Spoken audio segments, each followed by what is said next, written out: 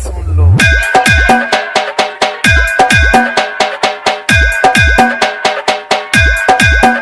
आपका नाम क्या है? डीजे प्रद्युम्न कुमार। आपका नाम क्या है?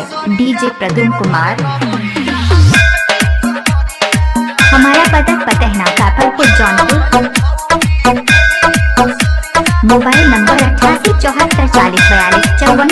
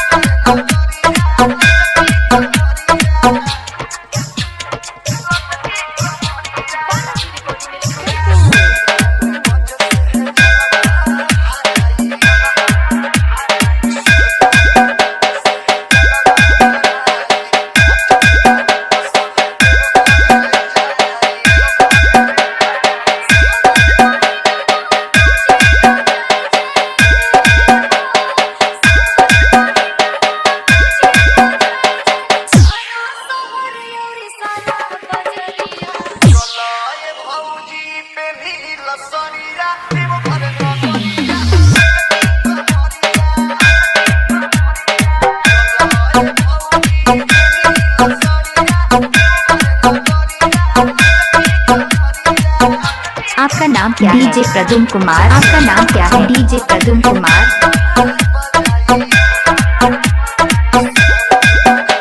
हमारा पता है कापरपुर जौनपुर।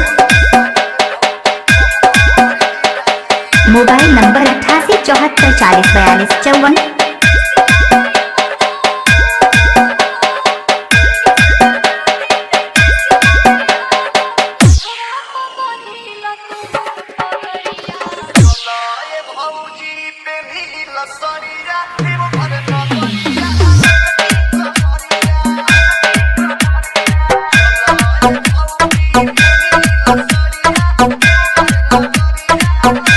आपका नाम क्या है? डीजे प्रद्युम्न कुमार। आपका नाम क्या है? DJ Pradyumna Kumar.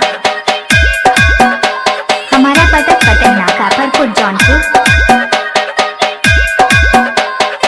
Mobile number 8874404254।